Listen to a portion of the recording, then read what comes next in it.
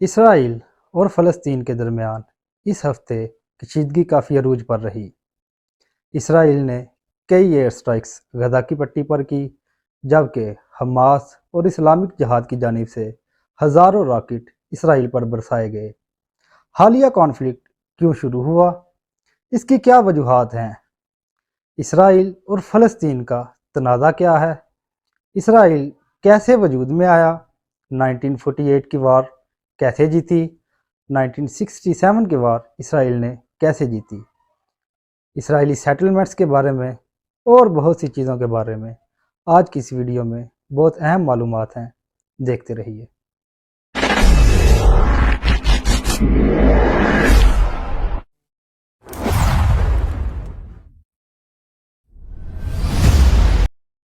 میرا نام ہے جواد باری اور آپ دیکھ رہے ہیں میرا یوٹیوب چینل۔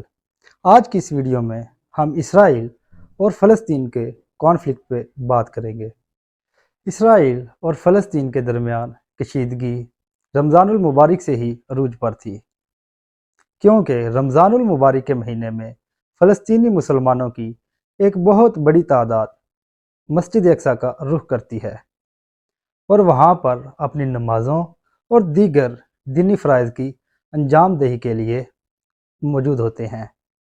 ہر بار کی طرح اس بار بھی فلسطینی فوج نے مسجد اقصی پر دھاوا بول دیا اور وہاں پر موجود نمازیوں پر بہیمانہ تشدد کیا، بچوں پر لاٹھیاں برسائی، جبکہ عورتوں کو بھی گرفتار کیا گیا۔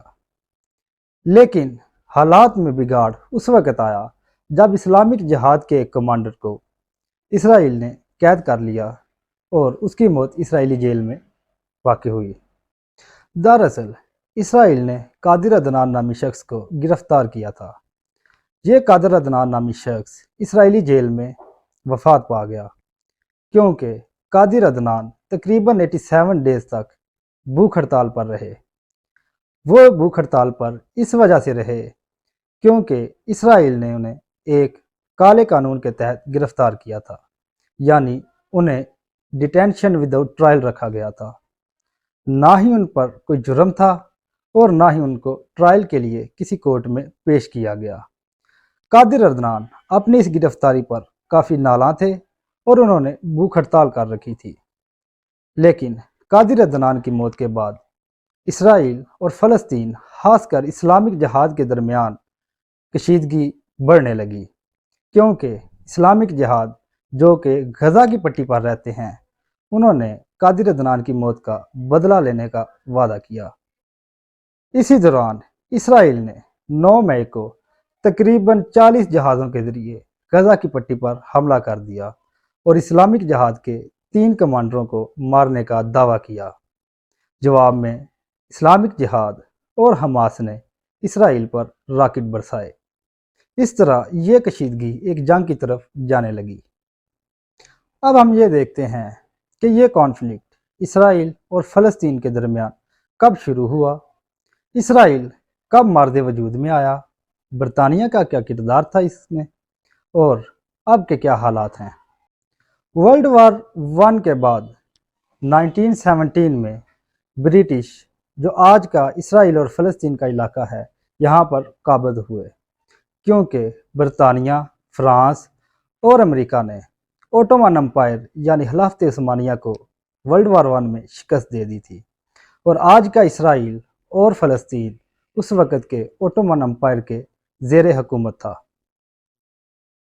ورلڈ وار 2 میں جب ہٹلر کی جانب سے بے شمار یہودیوں کا قتل عام کیا گیا تو یہودی پورے یورپ سے فلسطین میں ہجرت کرنا شروع ہو گئے، اور تقریباً 1947 تک اسرائیل میں یہودیوں کی ایک بہت بڑی تعداد آباد ہو چکی تھی۔ یعنی ہم بات کر رہے ہیں ورلڈ وار 2 کے زمانے کی، جب یہودیوں پر شدید تشدد کیا جا رہا تھا، ہولوکاسٹ ہو رہا تھا، اور اسرائیل یعنی یہودی ایک نئی ریاست، ایک الگ ریاست بنانے کا خواب دیکھ رہے تھے۔ برطانیہ دنیا کے ایک بہت بڑے علاقے پر قابض تھا۔ ہم بات کر رہے ہیں 1940 کی، کہ جب برطانیہ کی سلطنت میں سورج غروب نہیں ہوا کرتا تھا، لیکن ورلڈ وار ٹو کے بعد حالات بدل گئے۔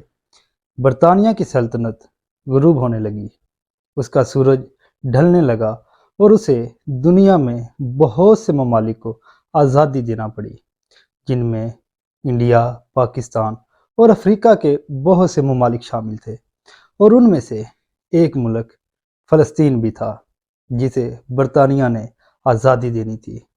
لیکن ورلڈ وار ٹو میں یہودیوں کی ایک بہت بڑی تعداد چونکہ فلسطین میں آ کر آباد ہو چکی تھی، لہٰذا اس کو ڈیوائیڈ کرنے کا ذمہ برطانیہ کا تھا کہ وہ جیوز اور فلسطینی مسلمانوں کے درمیان اس خطے کو ڈیوائیڈ کر دیتا۔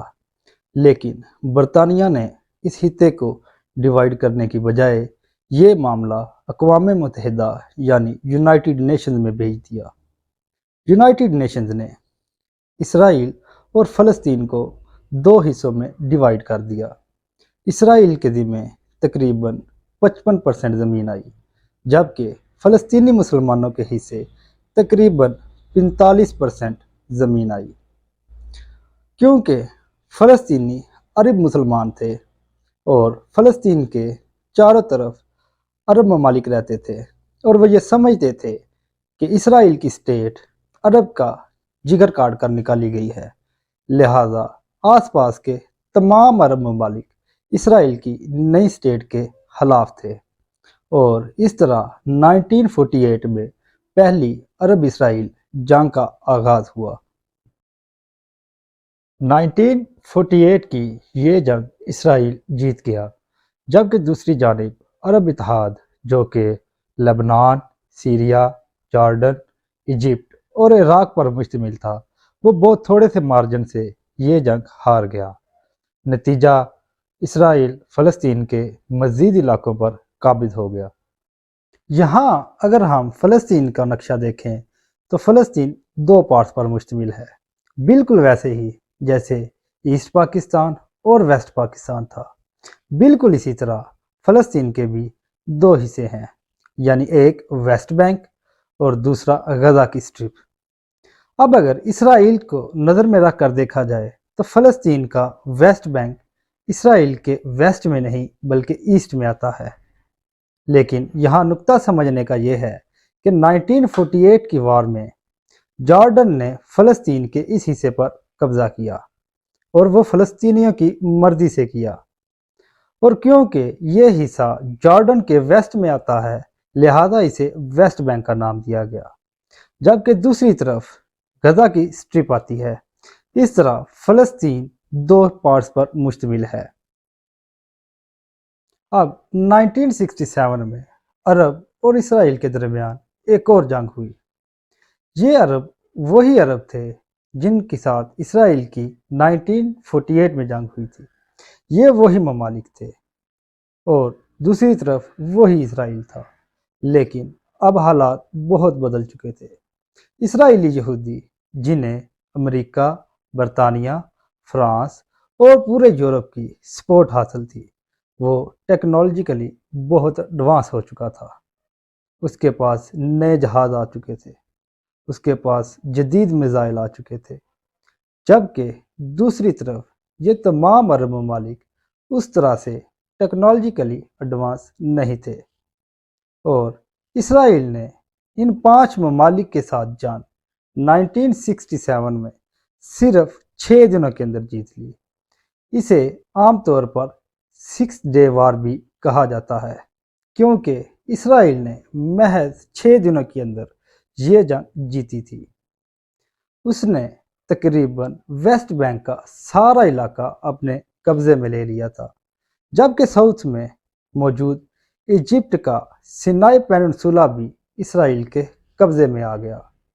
یہ سینائی پیننسولا بہت اہمیت کا حامل تھا، کیونکہ یہ اسرائیل اور ایجپٹ کے درمیان ایک نیچرل بارڈر تھا، یعنی اس بارڈر پر بہت اونچے اونچے پہاڑ تھے، اور اسے دفاعی اعتبار سے بہت مضبوط بارڈر سمجھا جاتا تھا۔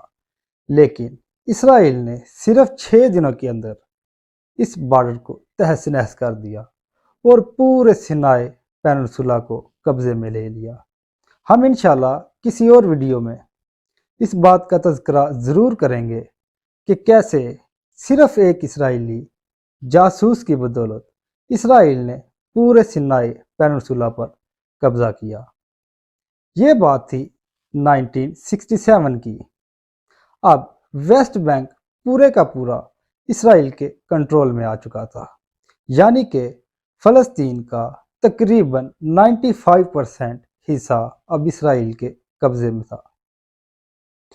اسرائیل کا ویسٹ بینک پر قبضہ ہو چکا تھا اور 1980s میں فلسطینیوں نے ایک نئی جماعت بنائی جسے PLO یعنی فلسطین لبریشن آرگنائزیشن کا نام دیا گیا، جس نے شروع میں تو اسرائیل کے خلاف مزاحمت کرنا چاہی، لیکن کیونکہ اسرائیل بہت زیادہ ایڈوانس ہو چکا تھا اور وہ پورے ویسٹ بینک کے اوپر قابض تھا، لہٰذا PLO کی مزاحمت کی دال نہ گلی اور بالآخر PLO کو 1993 میں اسرائیل کے ساتھ مذاکرات کرنا پڑے، جنہیں ہم اوسلو اکارڈز کے نام سے جانتے ہیں۔ اوسلو اکارڈز کو جاننے سے پہلے ہمارے لیے یہ جاننا بہت ضروری ہے کہ کیسے اسرائیل نے ویسٹ بینک کے اندر اپنی سیٹلمنٹس بنائی تھی۔ ان سیٹلمنٹس کا تذکرہ کچھ یوں ہے۔ اسرائیل نے ویسٹ بینک کے اندر چھوٹے چھوٹے ہاؤسنگ سیٹلمنٹس بنانا شروع کر دی، یعنی کہ چھوٹی چھوٹی کالونیز بنانا شروع کر دی۔ اس کی مثال آپ کسی ایک DHA یا ہاؤسنگ سوسائٹی کی طرح لے سکتے ہیں کہ اسرائیل اپنے علاقے کو چھوڑ کر فلسطین کے ویسٹ بینک علاقے میں ہاؤسنگ سوسائٹیز بنانے لگا۔ وہاں پر لوگ ہجرت کرنے لگے۔ اسرائیل نے وہاں پر یونیورسٹیاں، اسکول، کالج اور چوکیاں بنا ڈالی اور اس طرح وہ ویسٹ بینک کے اندر پینیٹریٹ کر گئے۔ اسرائیل کی ان سیٹلمنٹس کو یونائٹڈ نیشنز نے ہر بار ہر جگہ اللیگل قرار دیا۔ یونائٹڈ نیشنز چیخ کر کہتا رہا کہ اسرائیل کسی بھی صورت ویسٹ بینک میں سیٹلمنٹس نہیں بنا سکتا، کیونکہ وہ یونائٹڈ نیشنز کے مطابق، وہی اوریجنل پلان کے مطابق فلسطینیوں کی جگہ تھی۔ لیکن اسرائیل کو کون روکے؟ جس کی لاٹھی اس کی بھینس۔ اسرائیل فلسطین کے اندر چھوٹے چھوٹے محلوں کے اندر اپنی تعمیرات کرتا گیا اور یہاں پر اسرائیل نے اپنی تعمیرات کے گرد، اپنی سیٹلمنٹس کے گرد 6 میٹر اونچی دیواریں بنا دی۔ 1993 میں ناروے کے شہر اوسلو میں اوسلو ایگریمنٹ ہوا، جسے امریکہ نے میڈیٹ کیا۔